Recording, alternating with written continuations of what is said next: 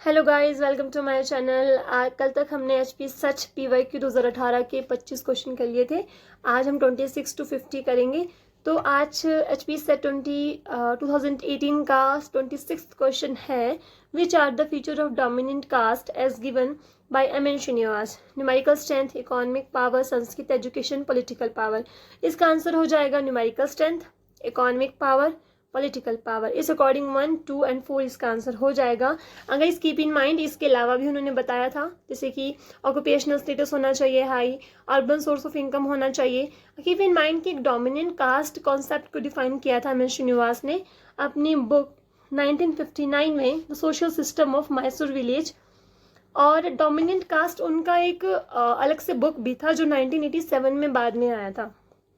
तो अगर एग्जाम में आता है तो अगर कॉन्सेप्ट पूछ रहे हैं तो आंसर हो जाएगा the social system of Mysore village. लेकिन अगर बुक पूछा है तो डोमिनेंट कास्ट हो जाएगा, जो कि 1987 में दी थी। नेक्स्ट क्वेश्चन है, who among the following has done work on kinship in Indian society. इसका आंसर इरावती कार्वे हो जाएगा। इरावती कार्वे ने किनशिप ऑर्गेनाइजेशन इन इंडिया 1965 में इसके बारे में बताया था, और इन्होंने 4 जोन में डिफाइन किया था। पूरे इंडिया को 4 जोन में डिवाइड करने के बाद किनशिप सिस्टम को बताया था हर जोन की। युगांता इनकी बहुत फेमस बुक है। इसके अलावा ऑप्शन में एम एस गौरे था। गाइज, एम एस गौरे अर्बनाइजेशन से रिलेटेड है, अर्बनाइजेशन एंड फैमिली चेंज पर उनकी बुक है। और सो मच इतने का मैं आपको आगे बताऊंगी। नीरज देसाई, उनकी बुक्स है very famous, women in Indian society, women and society in India, Indian women, a decade of women movement. Next question है, which of the following is not an ethical consideration in social research. मतलब ethical consideration in social research में क्या नहीं मानी जाती है।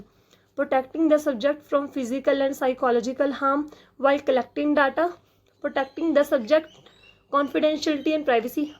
बिल्कुल confidentiality होनी चाहिए, प्राइवेसी होनी चाहिए, और फिजिकल और साइकोलॉजिकल हार्म नहीं करना चाहिए। इन सेंस कि हमें ऐसे क्वेश्चन नहीं पूछने चाहिए जिससे उनको फिजिकल या साइकोलॉजिकल हार्म हो जाए। नेक्स्ट ऑप्शन है, acquiring content of the subject in collecting information and acquiring data through dispassion, यानी कि धोखे से कंटेंट इकट्ठा कभी नहीं करना चाहिए। तो इसमें नहीं पूछा था, तो नहीं का आंसर हो जाएगा एक्वायरिंग डाटा थ्रू डिसेप्शन। मतलब कि हमें कभी भी डाटा जो है धोखेधड़ी देके या झूठ बोल के नहीं करना चाहिए। थर्ड है, acquiring consent of the subject. Obviously आपको उनसे कंसेंट लेना होगा, ठीक है। और यूजीसी ने एथिकल रिगार्डिंग कुछ एक स्कीम बनाई, that is CARE. CARE means consortium for academic and research ethics. Is very important, paper 1 में भी आता है, पेपर 2 में भी पूछ लेते हैं यूजीसी ने कौन सी स्कीम बनाई है। नेक्स्ट है, in which of the following type of research hypothesis is pre request. Option है biographical study, experimental study, interpretive study और क्रिटिकल रिसर्च। देखिए गाइस, इसमें क्वेश्चन पूछा गया है कि ऐसी कौन सी रिसर्च है जिसमें हाइपोथेसिस कंपलसरी होती है या हम पहले बनाते हैं।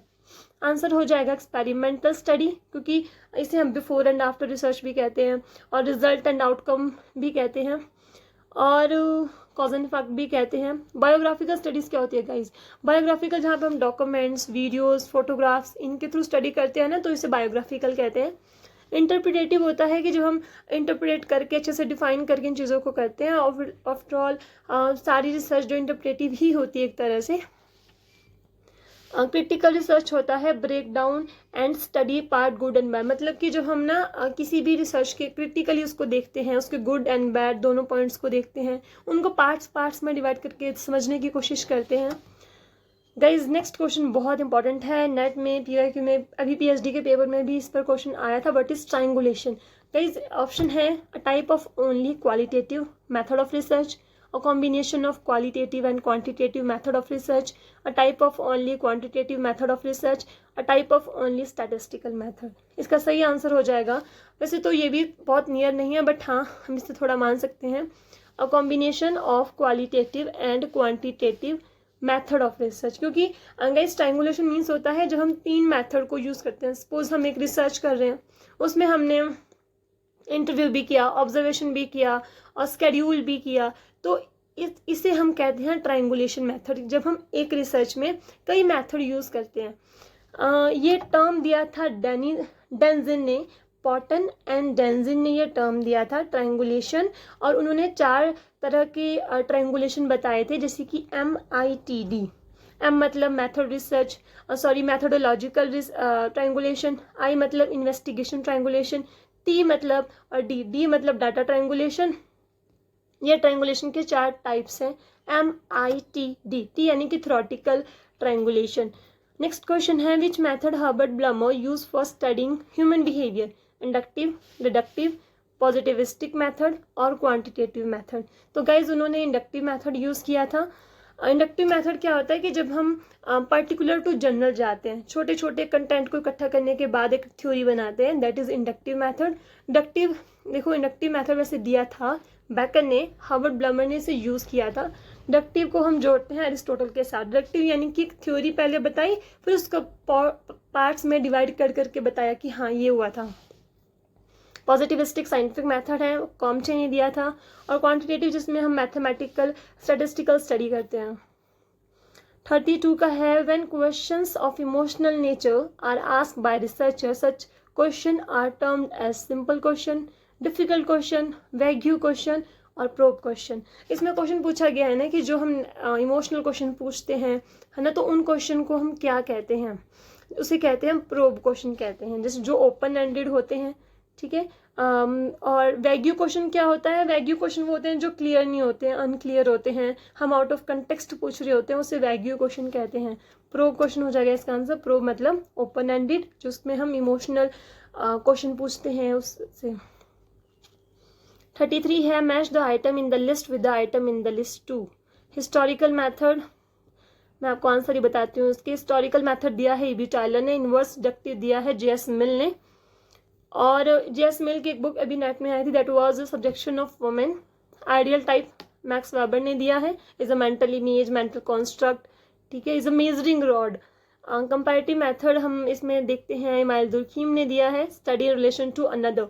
दुर्खीम से मुझे याद है अभी क्वेश्चन आया था एग्जाम में कि कंपैरेटिव मेथड किसने यूज़ किया है अपने रिसर्च में सबसे ज़्यादा, तो उसमें ऑप्शन था मार्क्स, वेबर, दुर्खीम। तो आंसर दुर्खीम हो जाएगा, क्योंकि मार्क्स ने नहीं किया, दुर्खीम ने अपने सोसाइटी में किया था बहुत ज़्यादा इसको यूज़। इसका ऑप्शन हो जाएगा 3, 1, 3, 4, जो कि मैंने बता दिया है। Historical by B Tylor, inverse by J S Mill, ideal type by Max Weber and comparative by Emile Durkheim. Range is a measure of question है, सेंट्रल टेंडेंसी, डिस्पर्शन, एसोसिएशन और कोरिलेशन। रेंज जो होता है ना, वो डिस्पर्शन का major होता है। हमारे रिसर्च में 4 तरह के डिस्पर्शन बेसिकली होते हैं, range, standard deviation, quartile range and variance. Paper में कई बार आ जाता है कि इनमें से कौन सा डिस्पर्शन का टाइप नहीं है। सेंट्रल टेंडेंसी 3 में होती है, मीन, मोड, मीडियन। और कोरिलेशन पॉजिटिव होता है, नेगेटिव होता है और no correlation. Rapport building is not required in visiting the following method. Rapport building क्या होता है कि जब हम रिसर्च करने जा रहे हैं तो हमारी एक रैपो बनी होनी चाहिए, उसके सामने एक इमेज बनी होनी चाहिए पॉजिटिव। तो इसमें क्वेश्चन पूछा गया है कि इनमें से क्या चीज़ नहीं रिक्वायर है जब आप रैपो बिल्डिंग करते हो। Informal interview, observation, observation, formal interview, focus group. देखिए गाइज, ऑब्जर्वेशन में रैपो मैटर नहीं करती। मतलब अभी आप ऑब्जर्वेशन कर रहे हो, वहाँ पे थोड़ा ना आपको रैपो मैटर करेगी कि आपका क्या किसी को बताना, नो, आप तो सिर्फ ऑब्जर्वेशन कर रहे हो, तो ऑब्जर्वेशन में ही रैपो मैटर नहीं करती। बाकी फोकस ग्रुप हो गया, इनफॉर्मल इंटरव्यू हो गया, वहाँ सब में यूज होती है। फोकस ग्रुप, देखिए टर्म जो है वो डिक्टन ने दिया था ये टर्म, लेकिन मार्टन ने फोकस ग्रुप इंटरव्यू यूज किया था। Which type of sampling method is ideally suited where there is no knowledge about population? Convenient, purposive, quota sampling, snowball sampling। तो इसका आंसर हो जाएगा स्नोबॉल, क्योंकि स्नोबॉल सैम्पलिंग में ही जब हमें कोई इन्फॉर्मेशन नहीं होती तो हम स्नोबॉल करते हैं। स्नोबॉल क्या मतलब, मैंने एक पर्सन से न्यूज़ ली कि हाँ अच्छा, एक पर्सन से रिसर्च किया, फिर उसने किसी और का नाम हमें बताया, फिर मैं उससे किया, तो हम एक एक करके करते हैं इसमें रिसर्च ना। तो ये होगा स्नोबॉल सैम्पलिंग। ऑप्शन था कन्वीनियंट। देखिए कन्वीनियंट होता है नॉन प्रोबेबिलिटी सैम्पलिंग, जो मान लो आप कहीं जा रहे हो, आपको रास्ते में कोई पर्सन मिल गया, आपने उससे बात कर ली, रिसर्च थोड़ा सा पूछ लिया, दैट इज़ कन्वीनियंट, जो बहुत ही ईजिली मिल जाते हैं। इसे हम नॉन प्रोबेबिलिटी में कहते हैं। नॉन प्रोबेबिलिटी मीन्स जहाँ पर पूरा सैंपल जो है रिप्रेजेंटेटिव नहीं होता है पूरे पॉपुलेशन का। बी होता है, बी ऑप्शन है purposive sampling method. Purposive sampling ये भी नॉन प्रोबेबिलिटी है, इसे जजमेंटल सैम्पलिंग भी कहते हैं, सब्जेक्टिव सैम्पलिंग भी कहते हैं और सिलेक्टिव सैम्पलिंग भी कहते हैं। इसमें अगला ऑप्शन था कोटा सैम्पलिंग। कोटा सैम्पलिंग भी नॉन प्रोबेबिलिटी सैम्पलिंग होती है। नेक्स्ट क्वेश्चन है 37, what does objectivity mean in social research? Account for external world, account for internal world, represent in the world as it exist and independent of our conception. इसमें option answer हो जाएगा सही, accounts for external world, represent the world as it exist and independent of our conceptions. Objectivity का मतलब क्या होता है? Objectivity means जहाँ पर आपके personal views, personal biases, personal ideas आप नहीं लाते हो। जैसे कि अकाउंट फॉर एक्सटर्नल वर्ल्ड मतलब आप उनको नहीं कर रहे हो, अपनी सब्जेक्टिविटी नहीं ला रहे हो इसमें। और ये हो गया आपका ACDs का आंसर। नेक्स्ट है Ferdinand Tönnies has drawn distinction between status oriented, contract oriented society, industrial and urban society, Gemeinschaft and Gesellschaft and peasant and tribal society. इसका आंसर हो जाएगा Gemeinschaft and Gesellschaft, F. Tönnies ने दिया था। और next है peasant society, इसमें बात की है रॉबर्ट रेडफील्ड कहते हैं, इसके बारे में बात काफ़ी ज़्यादा। नेक्स्ट क्वेश्चन है who has given the formula for the calculating rank correlation? Young, Pearson, Yule and Garrett. देखिए रैंक कोरिलेशन, अगर ये कीवर्ड है कि अगर पेपर में कहीं भी रैंक कोरिलेशन आता है तो मीन्स आंसर हो जाएगा पियर्सन।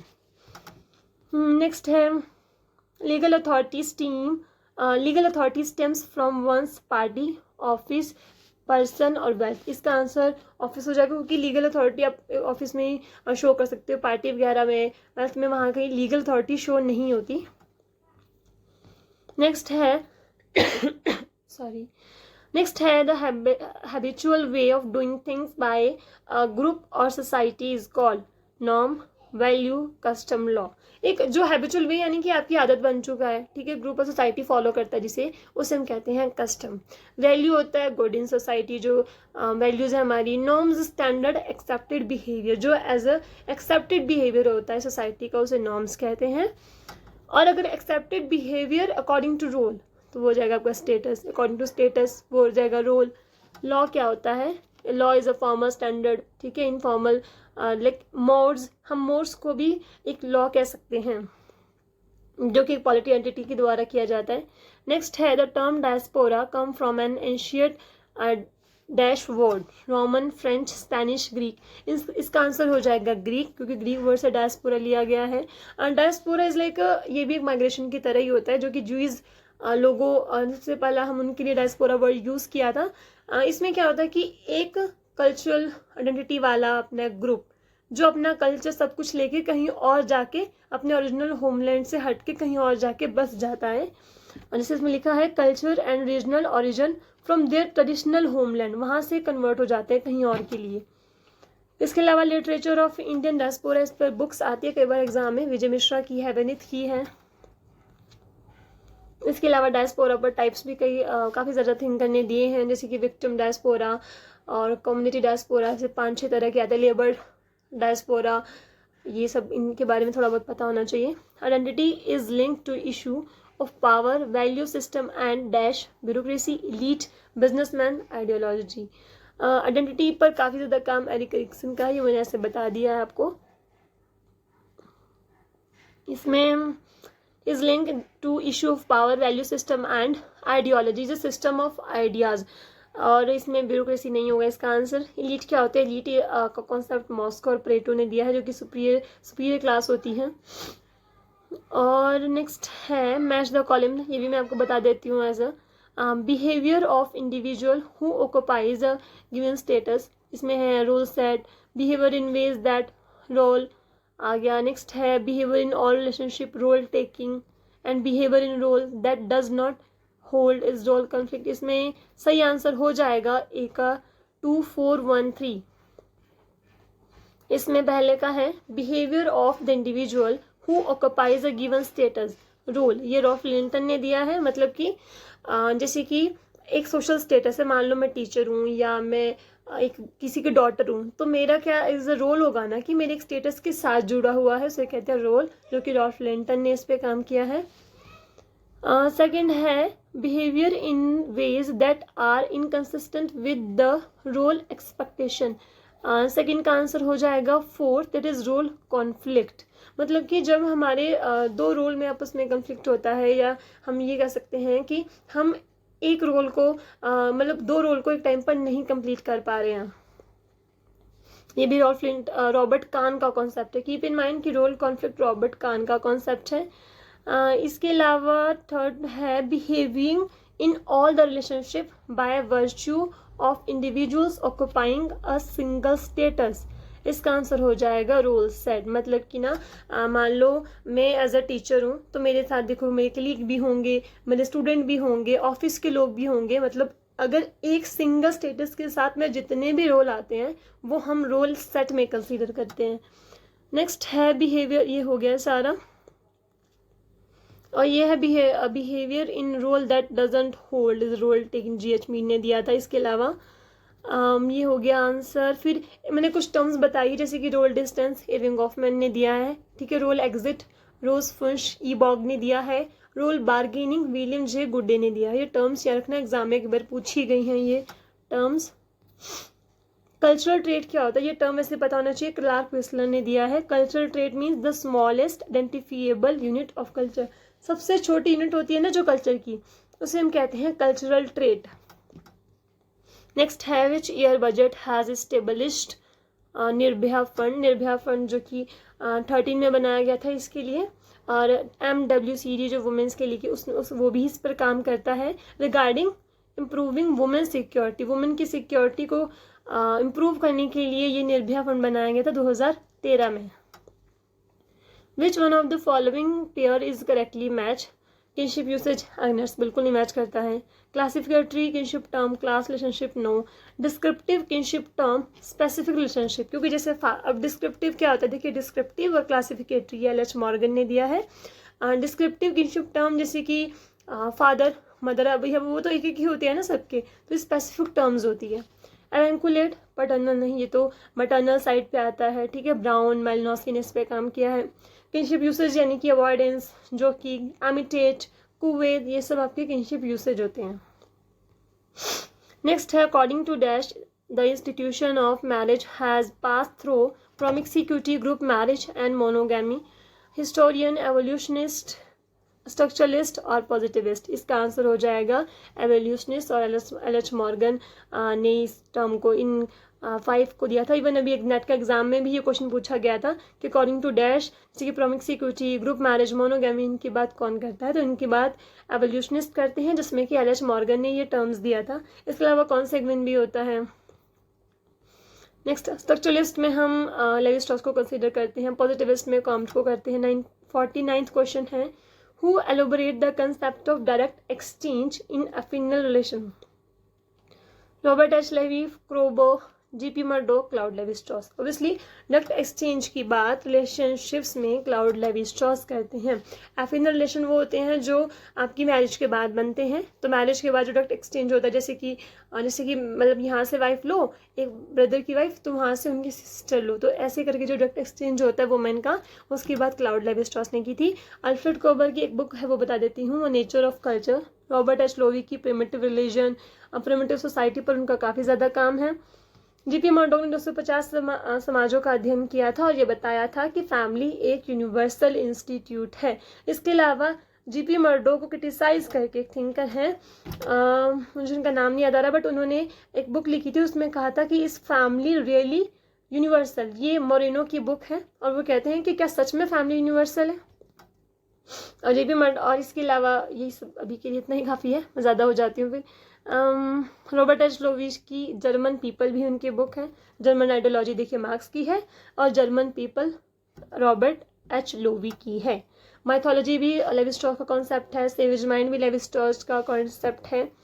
नेक्स्ट क्वेश्चन है culture were suppose to grow from simple to complex to a more different type. This is evolutionist, diffusionist, studies of development and culture area approach.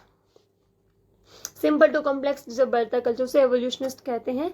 और डिफ्यूजनिस्ट में नाम आता है ई स्मिथ का आ गया, रिवर्स का आ गया। इसके अलावा स्टेजेस ऑफ डेवलपमेंट जो है वो कॉम्टे ने दिया था, ठीक है। Theological, metaphysical, scientific, cultural area approach, Clark Wissler का नाम आता है इसमें।